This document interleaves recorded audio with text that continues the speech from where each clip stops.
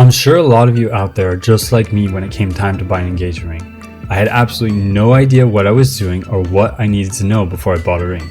I just knew I was about to spend a lot of money and I didn't want some salesman to swindle me out of a few $1,000s without at least making an informed decision. So I want to talk to you today about what you need to know regarding the 4 C's of diamonds and why shopping online can give you the best possible price for your diamond ring. You can click the link in the description below to see the website I use for this video. So what are the 4 C's of diamond buying and how important are they? The 4 C's regard color, clarity, cut, and carat, and they're everything when it comes to buying a diamond. But there are some very important tips you need to be careful of regarding the 4 C's that I will point out in the video. So first, color. This one is pretty straightforward. The better the color, the brighter your diamond will look, assuming the clarity and cut are the same. The color scale goes from D, which is colorless, to Z, which is light yellow. Take a look at these diamonds side by side and you'll see the color difference.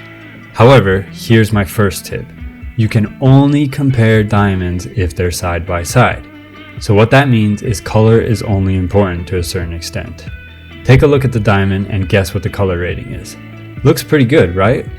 Well, this is an H-colored diamond that is significantly cheaper than a D-colored one. The D-colored diamond looks awesome, but once again, it only looks awesome if you compare it to a different colored diamond. For those of you interested in solitaire rings, guess what? You only have 1 diamond on your ring, so there's nothing to give you a point of reference to the color. You're welcome. I just saved you hundreds, if not thousands of dollars. The second C is clarity. This refers to imperfections within a diamond known as inclusions or blemishes. The clarity of a diamond is rated on a scale from flawless to I3, with flawless showing no inclusions or visible blemishes under 10 times magnification, and I3 diamonds showing extremely easy to see inclusions at no magnification whatsoever. You want to be careful with diamond clarity for 3 reasons. 1, imperfections can impact your diamond's ability to reflect light and appear bright. 2, the structural integrity of your diamond could be weakened. And 3, inclusions/blemishes are simply visible eyesores that aren't particularly attractive. But that brings me to my second tip.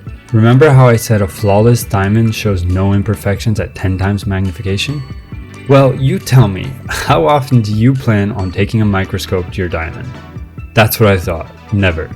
I certainly haven't done so with my wife's ring, and I don't expect you to do so with yours. If you look at a VS1 or VS2 and even SI1 diamonds, the naked eye simply cannot spot the imperfections. So once again, unless the imperfections appear to affect the brilliance of the diamond, there's no point in spending more money for something the eye can't detect. Now I'm going to talk about the last 2 C's together, cut and carat. Cut refers to the shape of the stone and how well the diamond reflects light. You absolutely don't want to skimp on the quality of the cut because it impacts how bright and symmetrical the diamond is. You'll often hear jewelers also talk about polish and symmetry when it comes to cut. These are important aspects to make your diamond look like $1,000,000, so don't skimp out on them. Okay, so what is carat and why does it go hand in hand with cut? Carat is a weight measurement used for gemstones. 1 carat is equal to 200 milligrams, but the reason this can be deceiving is because a 1 carat diamond that's a poor quality cut may look no bigger than a smaller carat diamond. Take these 2 diamonds for example. One weighs more than the other, but from above they both look to be the exact same size. So here's my last tip. Most people are so focused on the carat of the diamond, but if you're not also careful with the cut, you may end up with a diamond that looks just as big as a smaller and cheaper carat gem. I recommend checking out the website I've linked in the description below to see how you can alter the price of your diamond by simply changing one or multiple aspects of the 4 C's. This is a great website to find cheap and affordable diamonds and rings, and I absolutely recommend using it to buy your engagement ring. Let me know in the comments below what carat and color diamond you think my wife's ring is, and please be sure to check out my other diamond buying guides. As always, happy diamond hunting.